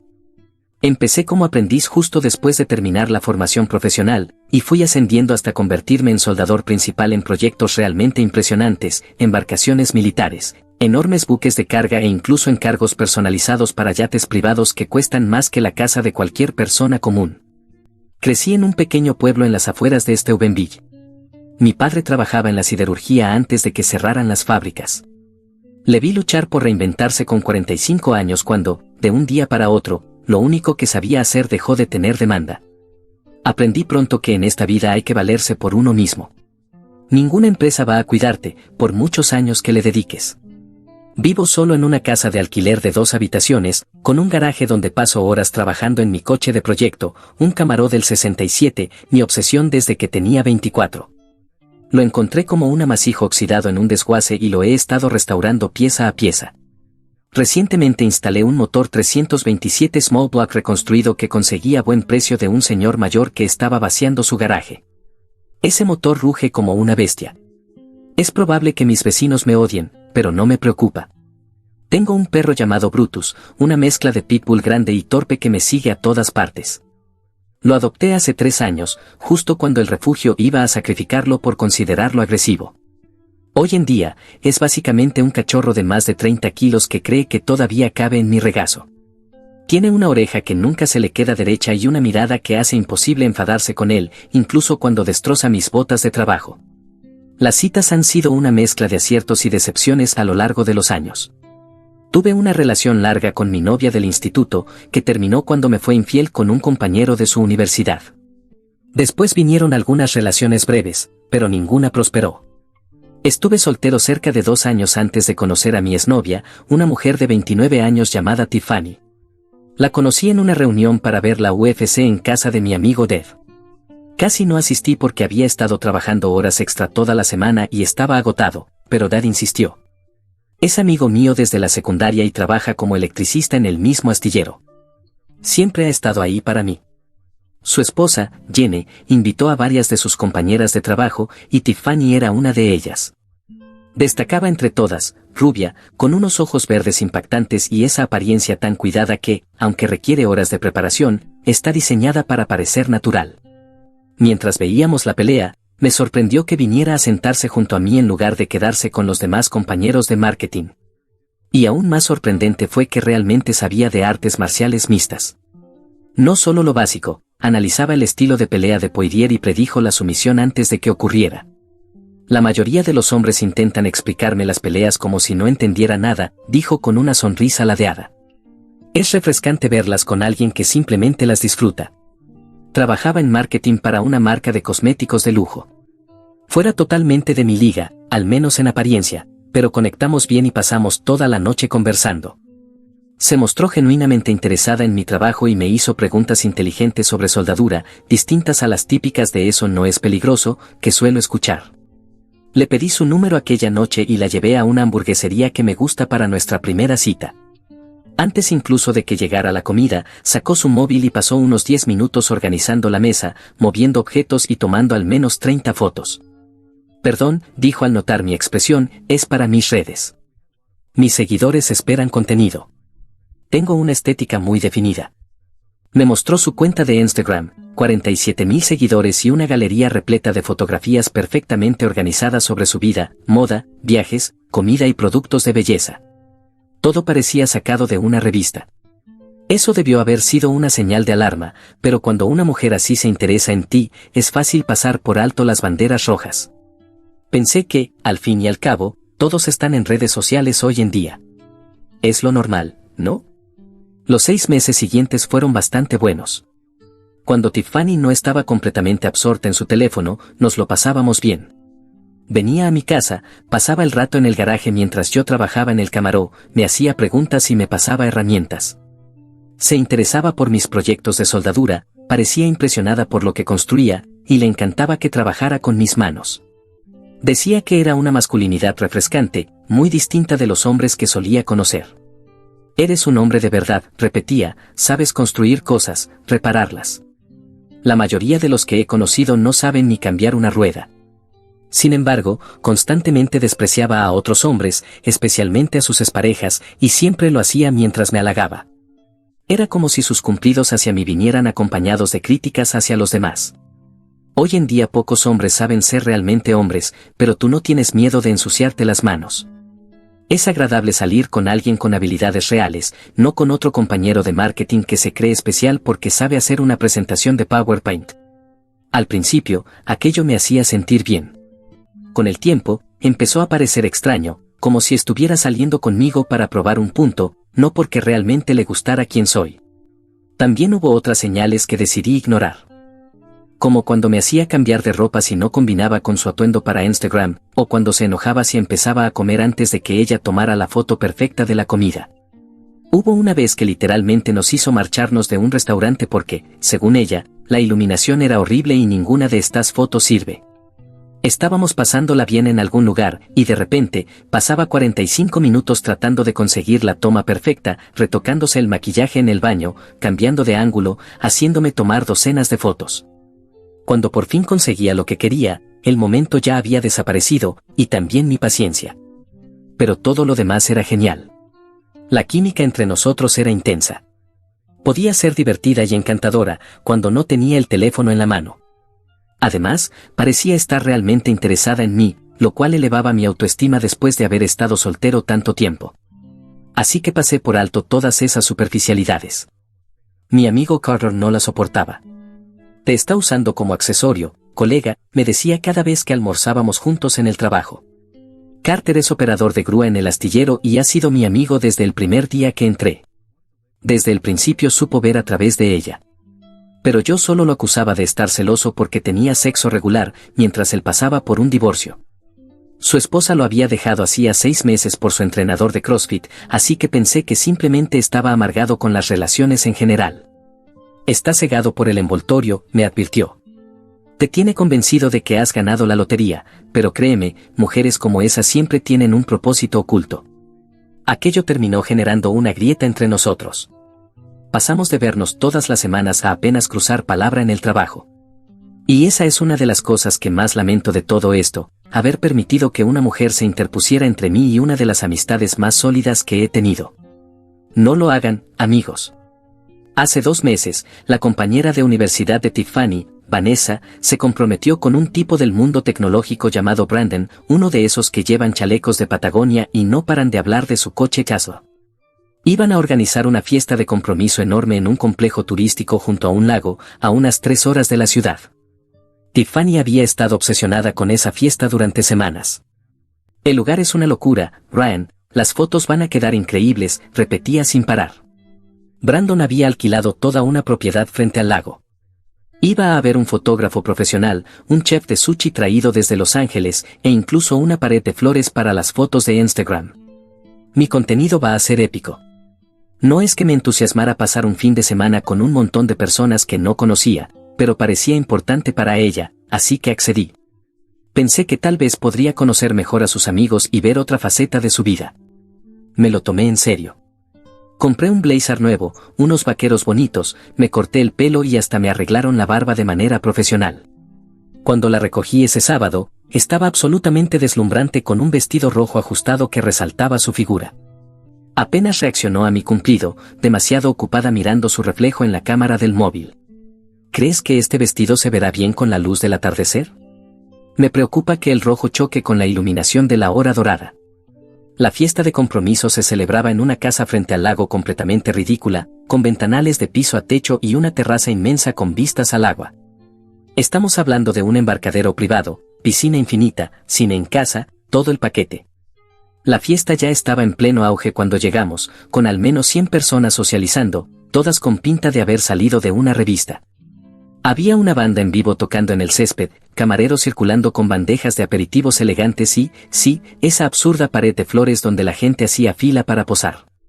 Tomamos algo y socializamos con los amigos de Tiffany, que eran sorprendentemente parecidas a ella, el mismo tono de cabello con reflejos, el mismo maquillaje, la misma ropa. Y sí, nos tomamos como 1.000.000 de fotos. Tiffany estaba en su elemento, moviéndose entre la gente, asegurándose de ser vista con las personas adecuadas. Allí fue donde conocí a Josh, el hermano de Vanessa y probablemente la única persona normal en toda esa fiesta. Josh era bombero, un tipo sencillo que parecía tan fuera de lugar como yo. Tienes el mismo nivel de incomodidad que siento yo, dijo sonriendo mientras me extendía la mano. Terminamos pasando la mayor parte de la noche junto a la barra, uniéndonos por ser los únicos tipos normales en medio de una marea de aspirantes a influencers. Josh era fácil de tratar, sin aires, sin posturas, solo una conversación directa sobre el trabajo, deportes, cosas normales. A pesar de todo, la noche no fue tan terrible. Tiffany me presentó ante sus amigos como su novio, me tomaba de la mano, me besaba en público y parecía sinceramente orgullosa de estar conmigo. No paraba de arrastrarme a fotos, pidiéndole a desconocidos que nos tomaran retratos juntos. En realidad eres fotogénico cuando te esfuerzas, dijo después de revisar una de las tomas. Solo tienes que trabajar un poco en tu sonrisa. A la mañana siguiente, me desperté temprano mientras Tiffany aún dormía profundamente. Preparé café y pensé en revisar Instagram, por curiosidad, para ver si ya habían subido fotos de la fiesta. Tenía ganas de ver qué había captado el fotógrafo profesional. Y sí, Tiffany había estado muy ocupada antes de quedarse dormida. Subió 18 historias y una publicación en su feed principal. Pero algo no cuadraba. En todas y cada una de las fotos en las que habíamos salido juntos, yo había desaparecido. No en algunas, en todas. Me había recortado. Todas las imágenes de pareja, las fotos que otros asistentes tomaron de nosotros juntos, habían sido editadas para que solo apareciera ella. Incluso nuestros selfies fueron recortados para eliminarme por completo. En algunas tomas grupales, donde yo aparecía al fondo, había difuminado mi rostro. ¿Quién hace eso? Lo que realmente me impactó fue el pie de foto, apoyando a mi mejor amiga en su noche especial. Rodeada de tanto amor, pero aún esperando a mi propio príncipe azul. Hashtag, alma gemela, hashtag, tercer volante, hashtag, aún buscando, hashtag, vibra, hashtag, temporada de compromisos, hashtag, sigo freaking buscando. Me quedé mirando el teléfono, sintiendo como si me hubieran dado una patada en la entrepierna. Llevábamos saliendo 6 meses. Empecé a leer los comentarios y la cosa se puso peor, chicos. Había hombres coqueteando con ella y ella respondía con comentarios igual de insinuantes. Uno escribió, ¿cómo es posible que siga soltera? Los hombres de tu ciudad deben de estar ciegos. Y ella respondió, solo estoy esperando a alguien de mi nivel, ¿de su nivel? ¿Qué demonios? 6 meses saliendo juntos y, aparentemente, yo era su pequeño secreto sucio. O peor, estaba ahí como su compañero en la vida real, pero no era lo suficientemente bueno como para ser reconocido en su personaje en línea. Sentí náuseas, vergüenza, rabia, pero sobre todo confusión. ¿Para qué salir conmigo si le avergonzaba tanto ser vista a mi lado? Toda nuestra relación fue simplemente un entretenimiento privado para ella, mientras mantenía una vida ficticia de soltera en redes sociales. Salí a la terraza de la cabaña con mi café, intentando procesar lo que acababa de ver. Traté de buscar alguna explicación que no fuera tan mala como parecía. Tal vez era una estrategia de marketing extraña para su marca. Tal vez tenía una razón para mantener su relación en privado en línea. Pero en el fondo, lo sabía. Sabía exactamente lo que era esto. Solo que aún no estaba listo para admitirlo. Cuando Tiffany finalmente despertó, le pasé mi teléfono con su publicación de Instagram abierta y esperé. Ella la miró, luego me miró a mí, completamente indiferente. ¿Qué es esto?, pregunté intentando mantener la voz neutral. Me recortaste de todas las fotos y pusiste que aún estás buscando a alguien. Ella rodó los ojos como si estuviera siendo dramático. Es solo Instagram, Ryan. No es para tanto. El desdén total en su tono me hizo hervir la sangre, pero me contuve.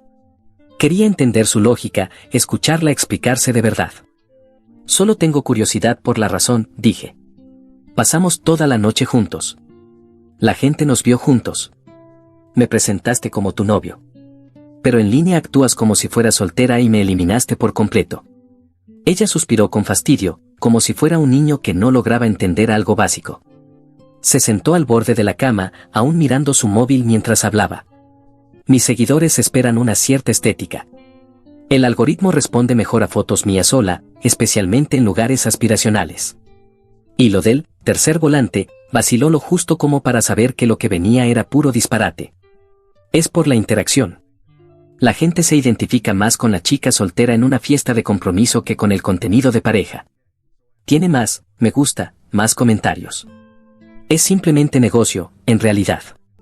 Asentí lentamente, observando su rostro con atención. Entonces, dije, ¿no tiene nada que ver con sentirte avergonzada de que te vean conmigo?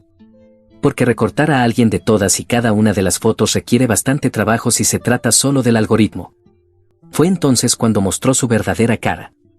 En lugar de negarlo rápidamente, me lanzó una mirada de puro desprecio. Luego sonrió con arrogancia, sin siquiera intentar ocultarlo. Honestamente, no quería que la gente pensara que había bajado de nivel. Las palabras quedaron suspendidas entre nosotros. No podía creer lo que estaba escuchando, aunque una parte de mí ya lo sospechaba. Bajado de nivel, repetí, queriendo asegurarme de no haber malentendido. Mira, dijo ella, de repente a la defensiva, dejando el móvil por primera vez. Mi ex era modelo de fitness. El anterior jugaba béisbol en las ligas menores. Mis seguidores tienen ciertas expectativas. Eres buena persona, pero eres soldador, Ryan. Conduces una camioneta de 10 años. Tu idea de vestirte bien es una camisa de franela limpia. No encajas exactamente con la imagen que he construido. 6 meses juntos y eso era lo que realmente pensaba de mí. No era alguien a quien valoraba, sino una maldita degradación, alguien con quien le daba vergüenza que la asociaran en público. Todas esas veces que parecía estar orgullosa de estar conmigo, solo fueron una actuación, conveniente para ella, aparentemente. Ya veo, fue todo lo que dije, con voz firme, a pesar de la rabia y la humillación que hervían dentro de mí. No conviertas esto en un drama, suspiró, ya alcanzando su móvil de nuevo como si la conversación le resultara aburrida.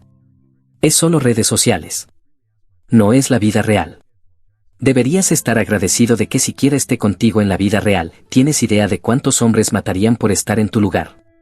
El deberías estar agradecido, ese fue el golpe final. Agradecido, repetí. Debería estar agradecido de que estás dispuesta a acostarte conmigo en privado, pero no quieres reconocerme en público. Eso es de instituto, Tiffany. Sus ojos se abrieron con sorpresa ante mi tono. Creo que nunca me había oído hablar así de enfadado. Dios, qué sensible estás, dijo. Por eso no publico nada de mis relaciones. Los hombres se vuelven tan raros y posesivos con estas cosas. No discutí. Simplemente asentí, terminé mi café y le dije que tenía que salir temprano por una emergencia del trabajo. Apenas levantó la vista de su teléfono cuando me fui. Probablemente ya estaba calculando cómo girar la narrativa para sus seguidores, si hacía falta. Tal vez yo sería el ex tóxico en su próxima historia de redención. Conduje de regreso a casa solo, pensando en todas las banderas rojas que había ignorado, en todas las veces que había puesto los ojos en blanco, criticado mi ropa, mi camioneta, y ahora esto. Ella intentaba actuar como si yo tuviera suerte de estar con ella. Me habían tomado por un tonto, pero eso estaba a punto de cambiar. Si Instagram era tan importante para ella, si su presencia en línea cuidadosamente curada era lo que realmente valoraba, entonces ahí era donde debían producirse las consecuencias. Normalmente no soy del tipo que busca venganza. Cuando mi novia me engañó en la universidad, simplemente me alejé. Pero esto era un desprecio total, una falta de respeto directa, y no estaba dispuesto a dejarlo pasar. Primero llamé a Josh, el hermano de Vanessa, a quien conocí en la fiesta.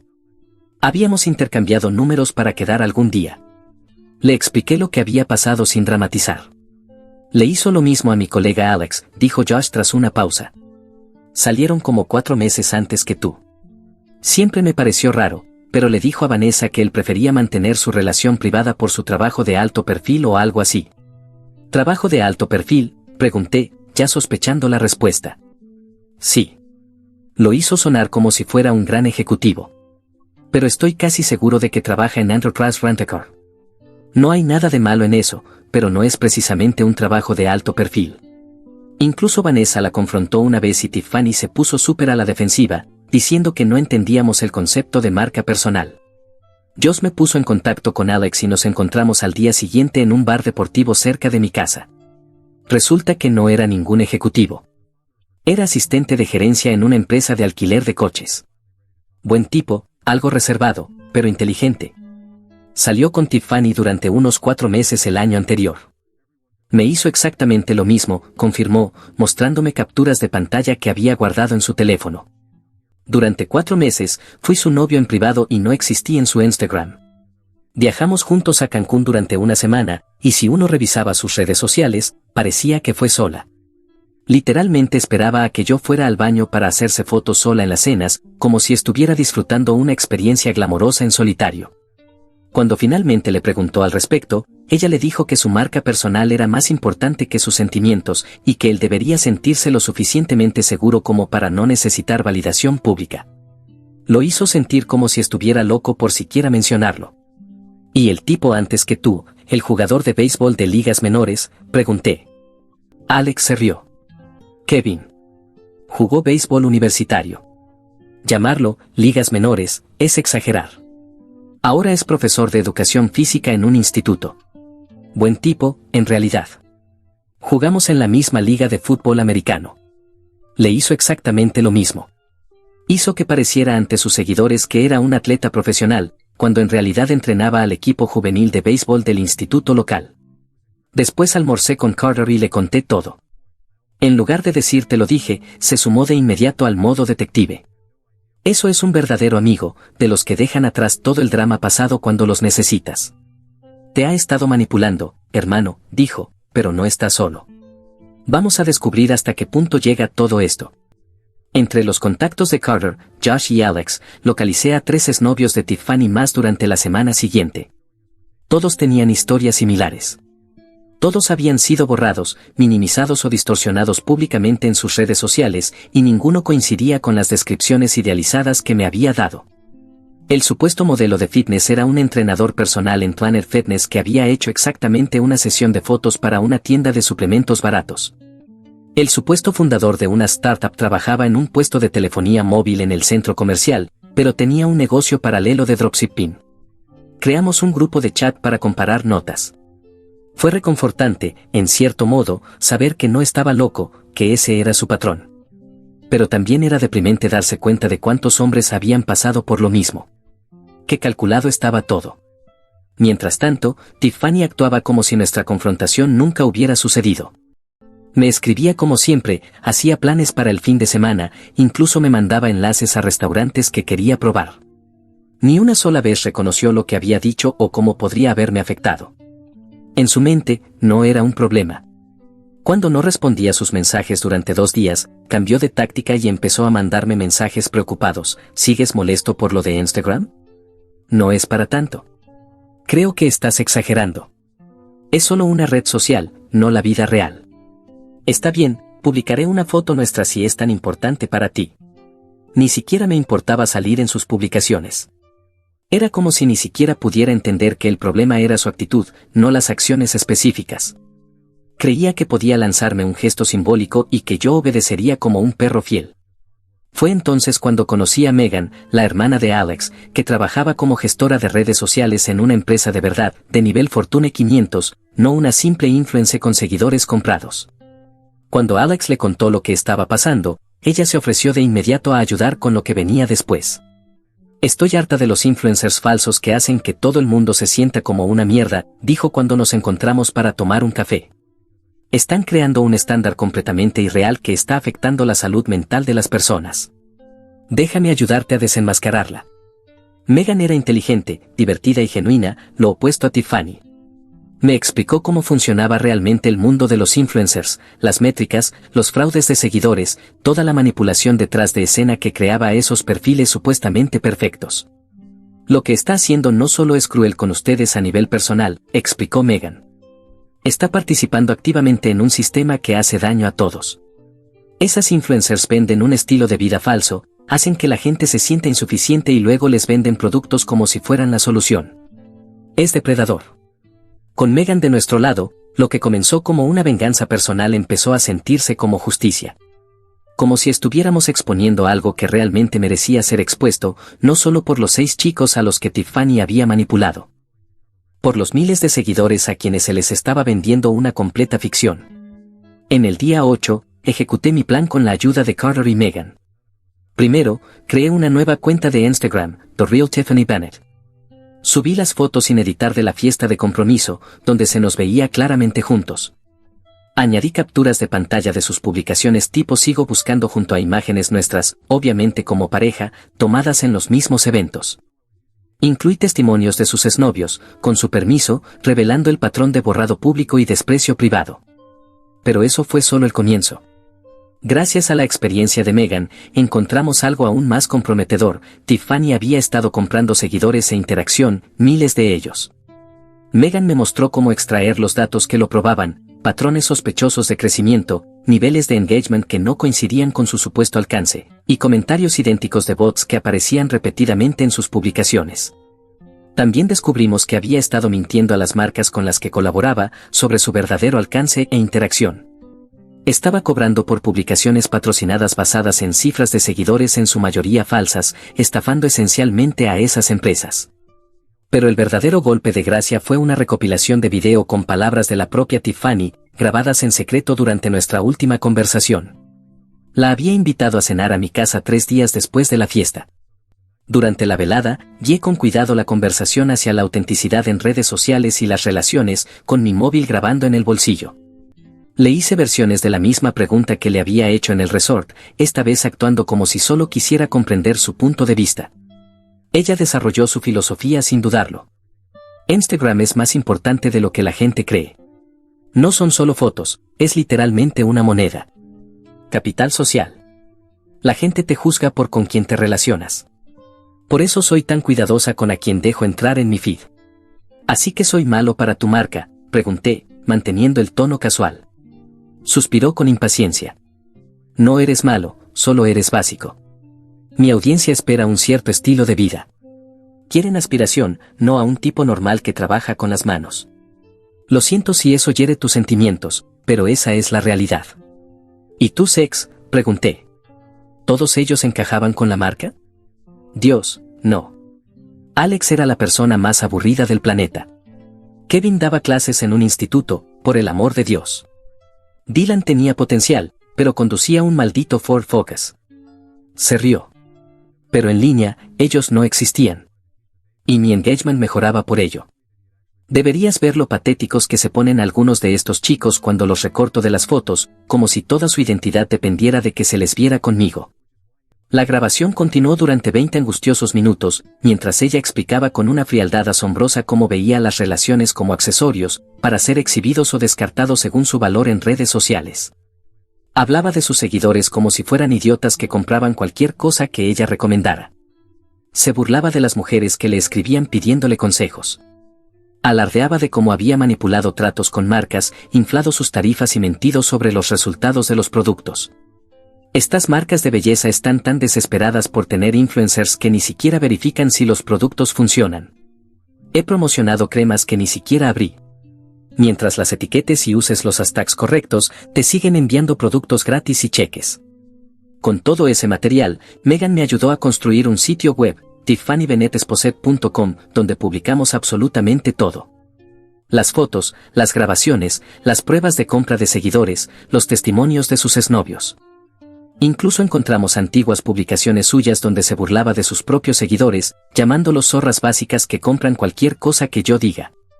El sitio no era solo un ataque personal, estaba organizado por secciones, con evidencias claras para cada afirmación, una sección sobre engaño en relaciones, con testimonios, otra sobre fraude de seguidores, con el análisis técnico de Megan, una más sobre tergiversación de marca, con capturas de sus falsas afirmaciones frente a la realidad, y, por supuesto, las grabaciones donde admitía todo con sus propias palabras. Luego vino el ataque estratégico. Publiqué todo exactamente a las 9 de la mañana de un martes, justo cuando sabía que ella revisaba sus estadísticas diarias.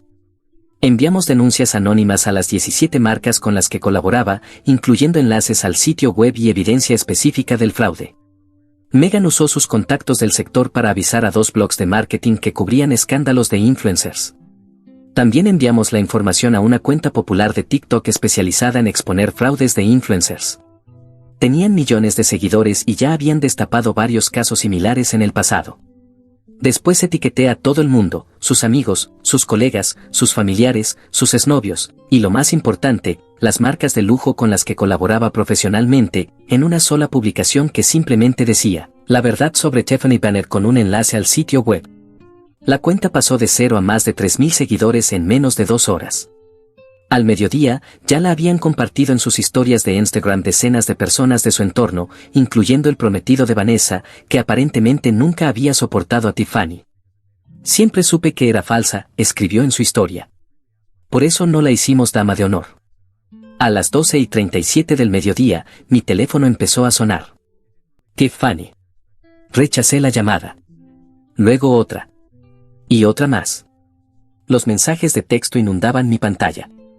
¿Qué demonios estás haciendo? Borra esto ahora mismo, estás arruinando mi vida. Todas mis marcas me están contactando, te voy a demandar por todo lo que tienes. No respondía ninguno. en cambio, lo que es un número y me fui a trabajar. Ese turno en el astillero, soldando placas de acero, se sintió especialmente gratificante. Como si por fin estuviera construyendo algo que realmente valía la pena, consecuencias, para alguien que creía que era intocable. Para el mediodía, los chicos del trabajo ya se habían enterado de todo. Las noticias corren rápido en un astillero. Un par de los soldadores más jóvenes se acercaron durante la pausa del almuerzo. «Tío, ¿esa es tu novia?»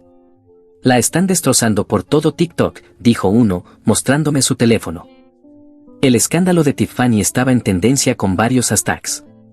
Yo simplemente me encogí de hombros. «¿Es novia?» Y sí, esa era ella. La noticia se esparció y, para la tarde, ya estaba recibiendo choques de puño de parte de compañeros del astillero que apenas conocía.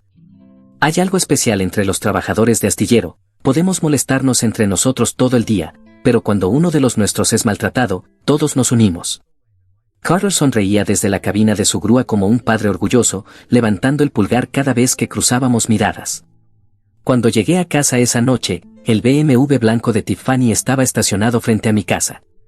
Estaba sentada en los escalones del porche, con el rímel corrido por toda la cara, completamente destrozada. Al verme llegar, corrió hacia mí antes de que pudiera bajarme de la camioneta. «Por favor», suplicó, agarrándome del brazo mientras bajaba, «por favor, quítalo todo. Ya perdí 3 contratos. Mi agente me dejó. La gente me está mandando mensajes horribles. Mis comentarios están llenos de odio. Ni siquiera puedo abrir mis redes sin tener un ataque de pánico». La miré. Ya no quedaba nada del maquillaje perfecto. La imagen cuidadosamente construida se había desmoronado. Por primera vez desde que la conocí, Tiffany parecía real y desesperada. «Es solo redes sociales, Tiffany». «No es para tanto, ¿recuerdas?», dije, devolviéndole sus propias palabras. Su rostro se quebró. «No lo entiendes», lloró, aferrándose a mi chaqueta. «Esta es mi carrera, mi vida entera. Todo lo que he construido durante años. Voy a perder mi piso, mis patrocinadores, todo. Quizás deberías estar agradecida de que alguien se haya molestado en mostrar quién eres realmente», respondí, repitiendo sus propias palabras del resort.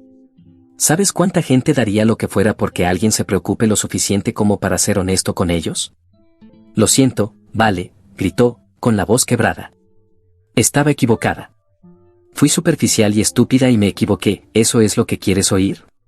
Ya hiciste tu punto. Ahora, por favor, quítalo. ¿Cómo tú quitaste todas nuestras fotos?, pregunté. ¿Cómo me borraste de tu vida cada vez que te resultó conveniente? ¿Cómo mentiste a todas esas marcas y seguidores? Eso es diferente y lo sabes, replicó, su desesperación convirtiéndose en rabia. Estás destruyendo mi medio de vida. Esto es daño real, no solo sentimientos heridos. Qué curioso que solo sea redes sociales cuando estás humillando a otra persona, pero se convierte en daño real cuando te pasa a ti, respondí. Quizás deberías pasar un tiempo pensando en eso. Entré a mi casa y cerré la puerta con llave. A través de la ventana, la vi golpear la puerta, gritando mi nombre, desmoronándose completamente en mi porche. Parte de mí se sintió mal, pero la mayor parte sintió que por fin se estaba haciendo justicia. Le mandé un mensaje a Josh para avisarle lo que estaba pasando, y se ofreció a venir a buscarla. También ha estado llamando sin parar a Vanessa, me dijo. Probablemente esto sea lo mejor. Necesitaba un baño de realidad. Las consecuencias fueron más espectaculares de lo que jamás hubiera imaginado. En menos de 48 horas, las 17 marcas con las que tenía acuerdos rompieron públicamente lazos con ella. La empresa de cosméticos para la que trabajaba la puso en licencia administrativa, mientras investigaban los audios donde hablaba mal de los productos que promocionaba. Su número de seguidores cayó en un 30% a medida que la gente dejaba de seguirla en masa. Vanessa, su supuesta amiga comprometida, la desautorizó públicamente en Instagram, publicando una larga declaración sobre las amistades tóxicas y la importancia de la autenticidad. Aparentemente, Tiffany también había hablado mal del anillo de compromiso de Vanessa y de su prometido durante nuestra conversación grabada, diciendo que el diamante de 3 quilates era vergonzosamente pequeño y que Brandon era un tech pro que tuvo suerte con las criptomonedas pero no tenía estilo alguno. La espiral descendente de Tiffany en redes sociales fue un espectáculo. Primero publicó un video llorando pidiendo perdón, que sonaba vacío frente a todas las pruebas. Luego hizo su cuenta privada.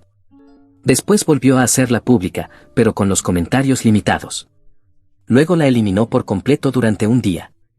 Al final, la reactivó con todas las publicaciones archivadas y publicó una larga disculpa escrita en una nota del móvil, culpando a la inseguridad en Instagram y a la presión de la industria. Demasiado poco y demasiado tarde. Internet tiene buena memoria, y las capturas de sus peores momentos ya estaban grabadas en el Salón de la Fama del Drama Influence. Mientras tanto, ella intentaba desesperadamente contactarme. Después de que bloqueé su número, creó nuevos correos electrónicos, cuentas falsas de Instagram, e incluso me envió cartas. Al principio todo era rabia, amenazas de demanda, acusaciones vacías, diciendo que le arruiné la vida, que era patético por sentirme tan herido por su rechazo. Luego vino la negociación, ofrecimientos de dinero, promesas de arreglar todo si quitaba el sitio web. Finalmente llegó la depresión, mensajes largos, desordenados, diciendo que no podía comer ni dormir, que las marcas ni siquiera le respondían los correos, que la administración de su edificio le estaba amenazando con desalojarla porque no podía pagar el alquiler. Tuve que vender mi bicicleta pelotón y mis bolsos de diseñador solo para cubrir el alquiler del mes que viene, decía uno. Mis padres ni siquiera me contestan el teléfono. ¿Están tan avergonzados? ¿Eso es lo que querías? No respondía ninguno. No por crueldad, sino porque sabía que si me involucraba, solo volvería a caer en su órbita tóxica. Ella necesitaba enfrentarse a las consecuencias de sus actos sin que yo amortiguara el golpe. Finalmente, tras unas 3 semanas, llegó algo que se parecía al remordimiento genuino. Ahora entiendo lo que te hice a ti y a todos los demás. He estado viviendo para los me gusta y la validación durante tanto tiempo que perdí de vista lo que realmente importa. La imagen se volvió más importante que la realidad. Sé que probablemente no me perdones, pero lo siento de verdad. No por las consecuencias, sino por en quien me convertí. Por favor, te lo suplico, no me queda nada. Solo quita el sitio web. Ya ni siquiera me importa la cuenta de Instagram. No respondí, pero lo pensé mucho, ¿era esto suficiente? ¿Había aprendido algo? ¿Estaba siendo yo demasiado duro? Entonces, Megan me envió capturas de pantalla de un grupo de chat privado donde Tiffany aún estaba activa. Allí le decía a otras personas, solo estoy jugando la carta de víctima hasta que esto pase. Una vez que él quite el sitio, voy a reconstruir con una narrativa de redención. Confíen en mí, esto en realidad va a ayudar a mi marca a largo plazo. Tanto por el remordimiento genuino. Después de hablarlo con Carter, que estaba firmemente en el equipo Déjalo arriba para siempre, y con Josh, que pensaba que ya había hecho mi punto, decidí optar por un camino intermedio. Mantendría las pruebas en línea, pero eliminaría algunas de las cosas más personales, las grabaciones donde hablaba de otras relaciones, ciertos detalles íntimos más humillantes. Han pasado 3 meses. He mantenido el sitio web modificado activo, aunque quité algunas de las grabaciones personales después de que su madre se comunicó conmigo directamente. Un correo sincero, lleno de dolor, de una mujer claramente mortificada por el comportamiento de su hija, pero que aún la amaba. La venganza cumplió su propósito. En cuanto a mí, estoy mejor que nunca. Carter y yo volvimos a ser muy unidos, nuestra amistad es ahora más fuerte que antes. He estado saliendo regularmente con Josh y Alex. Resulta agradable tener amigos que han pasado por lo mismo. Incluso, Josh me invitó a unirse a su equipo de softball de bomberos, como forma de conocer gente nueva fuera de mis círculos habituales. Y Megan, llevo saliendo con ella aproximadamente un mes. Comenzó despacio, solo tomando un café para hablar del sitio web, luego un almuerzo para discutir el impacto, y finalmente una cena que no tenía nada que ver con Tiffany. Es inteligente, genuina y completamente honesta en todo. Publica fotos de nosotros juntos todo el tiempo, sin filtros, sin edición, solo 2 personas reales disfrutando de la compañía mutua. Esto es lo que deberían ser las redes sociales, me dijo en nuestra tercera cita. Un reflejo de tu vida real, no una versión falsa que intentas vender. Eso me impactó profundamente. Nunca lo había pensado así, que las redes sociales podrían ser algo positivo si se usaban con honestidad. Yo ya las había tachado como tóxicas, después de mi experiencia con Tiffany. Mi proyecto del Camaro también va avanzando. Por fin lo pinté, negro brillante con franjas mate de carreras. A Megan le encanta pasear en él.